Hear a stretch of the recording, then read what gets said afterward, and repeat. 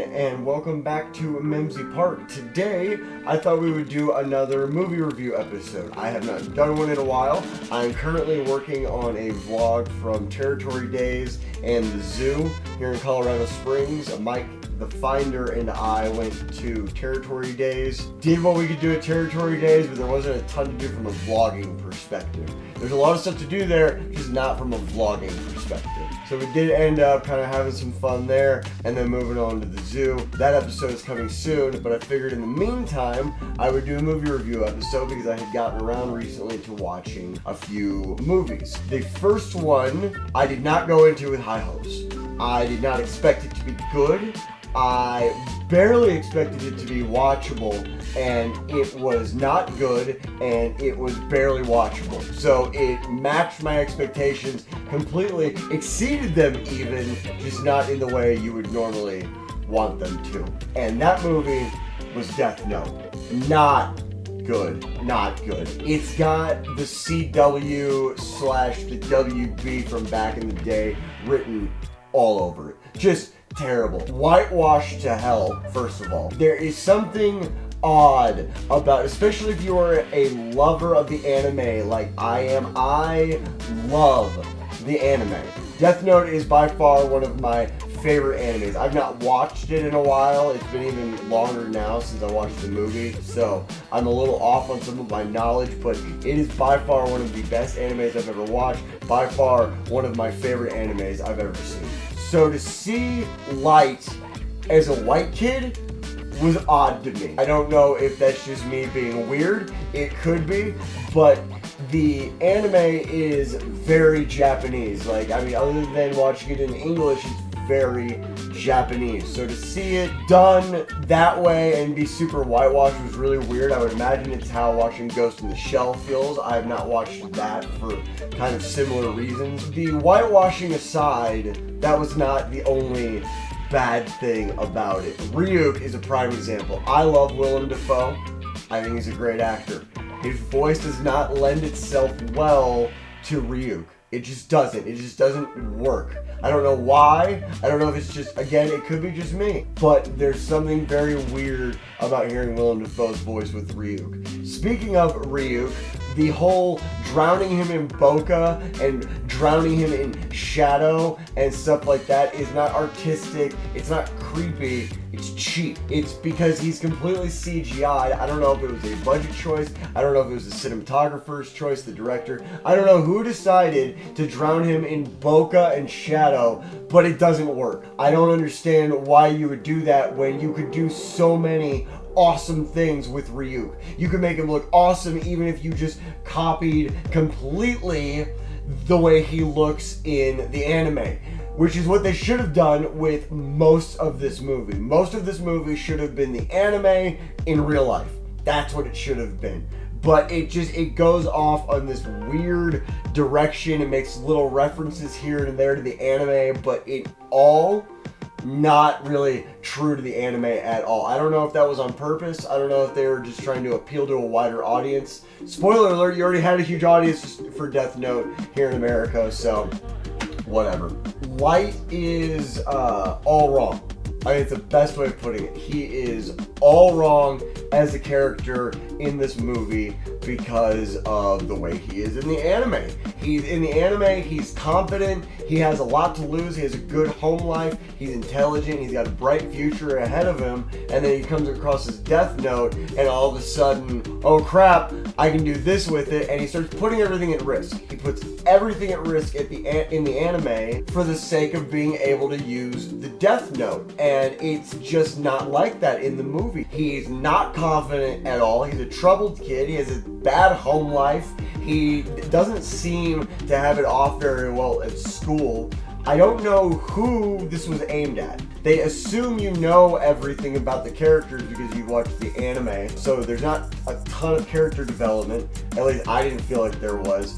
But the problem is those characters you know in the anime are not the characters in this movie. The acting in this movie is actually not bad. It's the story. It's the story they had and made completely different and made into a bad story. And there's nothing you can do about that. Actors can only do so much with that. The crews can only do so much with that.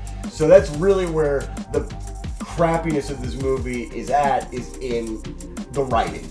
It's in the writing, and it's in the story itself. But like I said, the guy that plays L is probably my favorite. He looks like he's the only one that watched the anime, because that's what I would imagine L represented in real life would look like. So kudos to him. That was really well done. Again, the rest of the actors were not terrible. Some of them were better than others, but overall, pretty good. But it just, again, they don't feel like the right characters. For example, Light's dad is hated by the cops around him. Hated by them. If you'll remember in the anime, spoiler alert, well, I don't know if it's really a spoiler, it's just kind of a tidbit. The cops love him. The guys on his team would die for him. There's a huge amount of loyalty and trust and camaraderie there. There's none of that in the movie. None of that. And I really feel like as a character, that develops the character. That makes the character who he is. So by having that, it's another aspect of why the character feels all wrong. Because the environment around him is all wrong. Because it was written all wrong. The homecoming scene does nothing but drive home the we're aiming this at junior and senior high school students who truly, I don't know if they think junior high school teenagers are stupid or something, but dude, they didn't like the movie either. Like if you looked at reviews online, they didn't like the movie either. It just feels like it was just put out there. It just feels like they just put it out there and we're supposed to enjoy it because it has Death Note written on the cover. And last but not least, and then I will stop ripping Death Note, the American movie, apart, the music. What is going on with the music? It's what happened? What happened? You guys had like all this production value, and then on the little things that matter, the things that stand out the most when done incorrectly, you went, nope. The music's terrible. It doesn't match. When they're falling, the 80s music, everything. It's terrible. You guys had something golden. It was already golden. It was already golden. All you had to do was follow through and basically redo that. And nope. Thumbs down. Both thumbs down. I don't recommend this movie. If you've made it this far into the review, you can tell I don't recommend this movie. It's not good. It's fun to watch a bad movie, and it is that. It's a bad movie. It's got good production value, but it's a bad movie. If you like the anime, oh, you're gonna hate it. Oh, you're just gonna hate it. It's terrible. Again, 2 thumbs down. No thank you. Don't recommend this movie. Moving along, the next 2 movies are actually in my collection.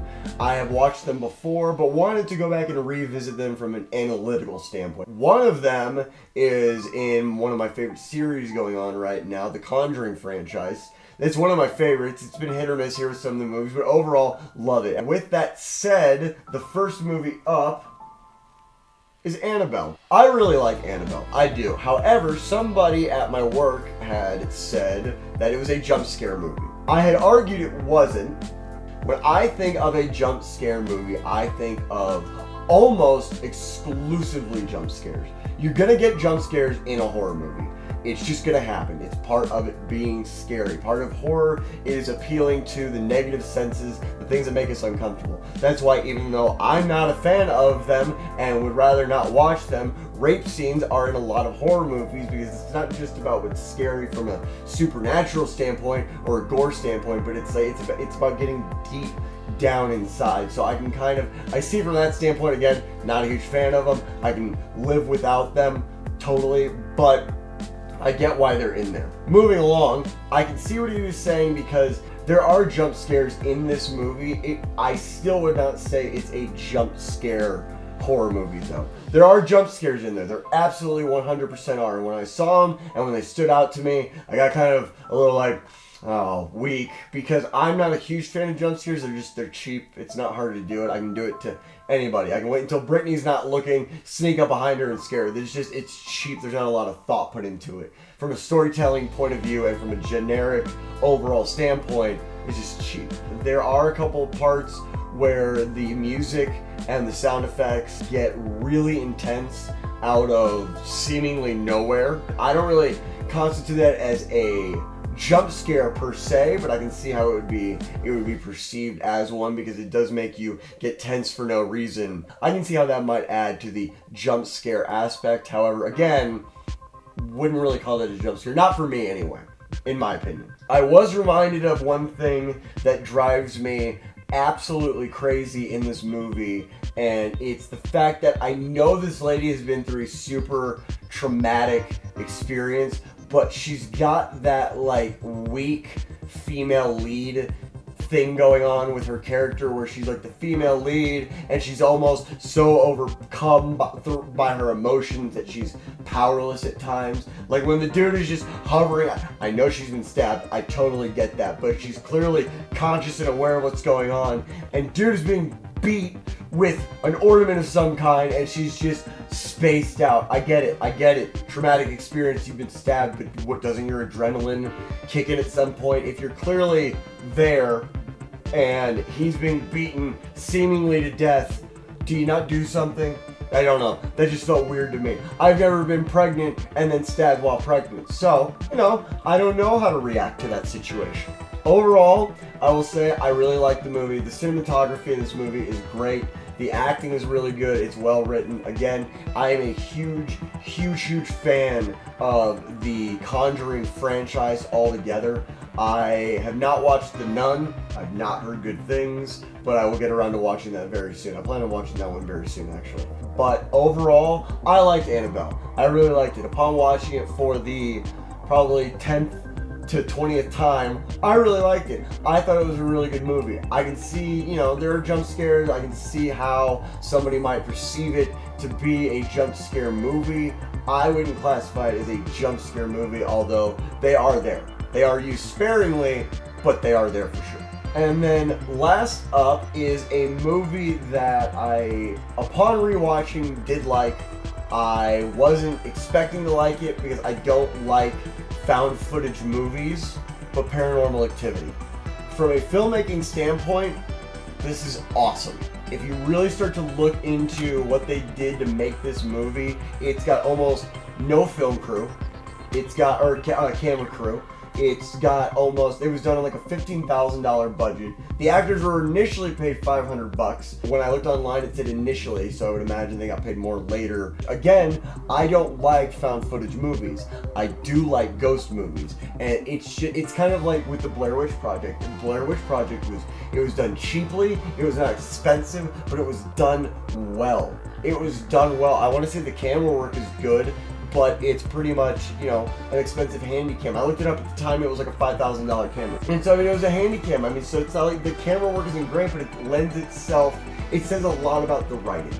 It says a lot about the writing because the camera work and the acting is lending itself to what the story already is. I gotta say, it says a lot that Oren Peli, I can't remember his name, Oren Peli or Oren Peli, he directed it, he wrote it, he produced it, he edited it, he's the director of photography. The dude did everything on this, and I know director of photography, like, you're not doing a lot with color grading and stuff like that, but you're doing the editing, you're figuring out where the camera goes, where everything works best for the story, so it's really well done. This is a really well done movie that I know it gets a lot of crap, at least I hear people talk a lot of crap on Paranormal Activity, but this is just a good film. It really is. The fact that he was able to do all of that, it was done on the spot. I really like this. I'm gonna have to go back and watch the rest of the series. I know it goes off the rails at a certain point, but watching this again made me want to go back and watch the series, or at least try to watch the series, because I know at a certain point it does go off the rails and I don't really know if I'll be able to make it through that. But with that said, I'm gonna wrap this up. I hope you guys did enjoy the episode. I always love doing these movie reviews. It lets me watch some movies, it lets me get out how I felt about it, and hopefully you guys will respond down in the comments. I would love to hear what you thought about these movies. If you have seen these movies, and if you have any suggestions, I would love to hear your suggestions about some movies that you should go check out. If you like the video, go ahead and throw me a like. If you want to stay up to date on future videos, go ahead and throw me a subscription. Like I said, that vlog from Territory Days and the zoo is coming out here in the next day or two. So subscribe so you can see that whenever it comes out, and I will see you guys next time.